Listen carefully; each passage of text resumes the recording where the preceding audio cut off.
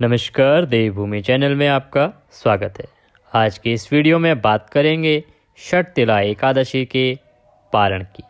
षटतिला एकादशी व्रत जो है उसका पारण किस प्रकार से किया जाए, कब किया जाए, शुभ मुहूर्त क्या है, अगर मुहूर्त में पारण नहीं कर पाते हैं तो अन्य क्या विधान है, किस प्रकार से आप पारण कर सकते हैं। और ये वीडियो न केवल षटतिला एकादशी से संबंधित है वरन इसके अंदर वो सभी जानकारियाँ आपको मिलेंगी जिसमें आप जान पाएंगे कि एकादशी, कोई भी एकादशी क्यों ना हो, उसके पारण का नियम क्या होता है, हमें व्रत का पारण कब करना चाहिए, किस प्रकार करना चाहिए कि हमें हमारे द्वारा किए गए एकादशी व्रत का पूर्ण फल प्राप्त हो। माघ कृष्णा एकादशी, जिसे हम षटतिला एकादशी कहते हैं, व्रत आप रख रहे हैं 6 फरवरी 2024 को। दिन रहेगा मंगलवार। आपने व्रत किया है। षटतिला एकादशी होती क्या है, इसका महत्व क्या है? देखिए, षटतिला एकादशी, षट मतलब 6 और तिल अर्थात इसमें जो तिल का महत्व है वो बहुत अधिक है। और अगर हम इसके महात्म्य की बात करें तो महात्म्य हमें बताता है कि इस दिन हमें 6 प्रकार से तिल का प्रयोग करना चाहिए। तिल से स्नान करना चाहिए, तिल का उपटन लगाना चाहिए, तिल का हवन करना चाहिए, तिल से तर्पण करना चाहिए, तिल का भोजन और तिलों का दान।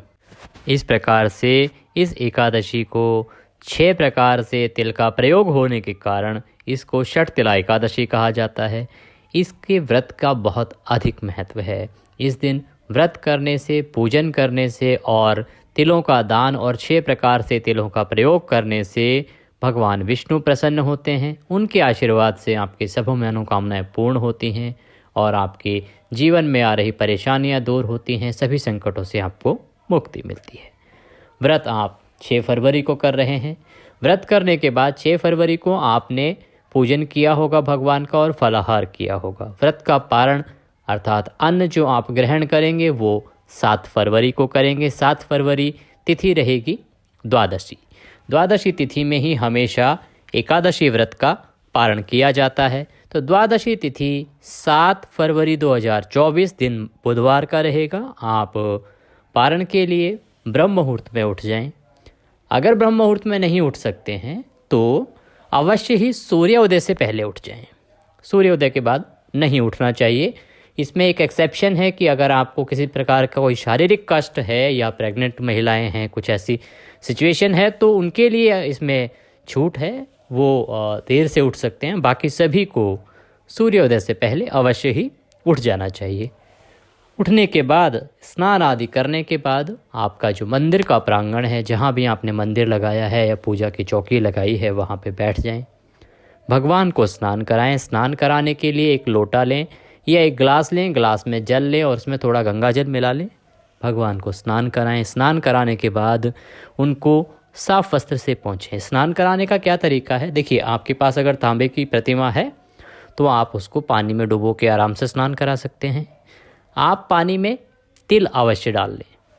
उसके बाद आप उनको पोंछें। अगर आपके पास कोई तस्वीर है तो कोई पुष्प लें या फिर 2 उंगलियों से पानी के छींटे के दें। इसको सांकेतिक स्नान कहते हैं। और उसके बाद साफ वस्त्र से उनको पोंछें। रौली कुमकुम आदि का तिलक लगाएं, अक्षत लगाएं, भगवान को पुष्प अर्पित करें। माला हो तो माल्यार्पण करें। माल्यार्पण करने के साथ ही आपको धूप दीप जलानी है, घी का दीपक जलाएं और वस्त्र के रूप में मौली का एक टुकड़ा उनको अर्पित करें। एक मौली तोड़ें और उसको भगवान के चरणों में अर्पित कर दें। इसे वस्त्र के रूप में अर्पित कर रहे हैं।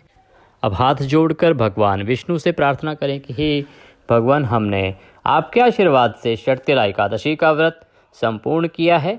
आप इसे स्वीकार करें और हमें दया का आशीर्वाद प्रदान करें। इस प्रकार प्रार्थना करने के साथ ही आपको ओम नमः भगवते वासुदेवाय मंत्र का 108 बार जप करना चाहिए।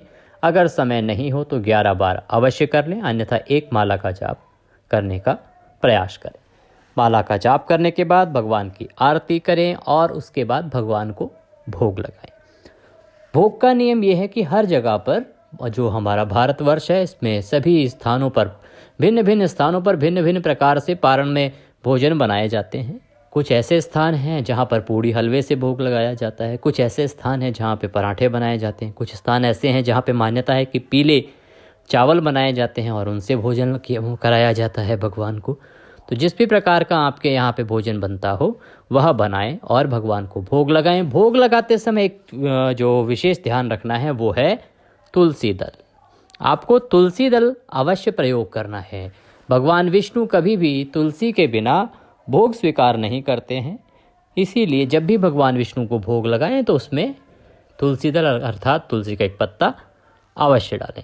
अब बात आती है कि पारण करना कब है, भोग लगाना कब है और व्रत खुद अपना पूर्ण कब करेंगे। तो 7 फरवरी 2024 की सुबह 7:06 से 9:18 तक का जो समय रहेगा ये सबसे उत्तम समय है, पारण के लिए शुभ मुहूर्त है। इस समय में आप इस व्रत का पारण कीजिए, एकादशी व्रत का पारण कीजिए। भगवान विष्णु के आशीर्वाद से आपकी सभी मनोकामनाएं अवश्य पूर्ण होंगी। बात आती है कि पारण में जो सावधानियां बरती जानी चाहिए वो क्या है। सबसे पहले तो जो पारण है वो कभी भी द्वादशी तिथि के पहले 5 घंटे में नहीं किया जाना चाहिए। अर्थात जब द्वादशी तिथि आरंभ हो रही है तो उसके पहले जो 5 घंटे होते हैं वो हरिवासर का समय होता है, इसीलिए उसमें कभी भी पारण नहीं करना चाहिए, ये अशुभकारी होता है। दूसरा, त्रयोदशी तिथि आने से पहले ही आपको व्रत का पारण कर लेना चाहिए। प्रयास होना चाहिए कि जो शुभ मुहूर्त है उसमें पारण किया जाए। अगर शुभ मुहूर्त निकल जाता है किसी वजह से या आप नहीं कर पाते हैं तो भी आप द्वादशी तिथि समाप्त होने से पहले पारण अवश्य कर लें। हो सके तो ब्राह्मण को भोजन कराएं, ब्राह्मण को आमंत्रित करें अपने घर पर और वहाँ पर उनको भोजन कराएं, दान दक्षिणा दें। अगर ब्राह्मण को भोजन नहीं करा सकते हैं तो आप मंदिर में या किसी ब्राह्मण के घर जाके आप उनको दान दक्षिणा देने के बाद ही अपने व्रत का पारण करें। पारण के समय भोग में अगर आप बना सकते हैं तो उड़द और तिल की खिचड़ी बनाएं। यह षटतिला एकादशी के लिए उत्तम आहार है, उत्तम भोग है जो भगवान को प्रिय है, इसीलिए अगर आप कर सकते हैं तो यह अवश्य करें। तो ये जानकारी थी षटतिला एकादशी पारण से संबंधित। अगर जानकारी अच्छी लगी हो, वीडियो अच्छा लगा हो तो वीडियो को लाइक करें, कमेंट बॉक्स में जय श्री हरि लिखना ना भूलें। भगवान विष्णु के आशीर्वाद से आपकी सभी मनोकामनाएं पूरी हों, इस आकांक्षा के साथ अभी लेते हैं आपसे विदा। अगले वीडियो में फिर होगी आपसे मुलाकात, तब तक के लिए जय श्री हरि।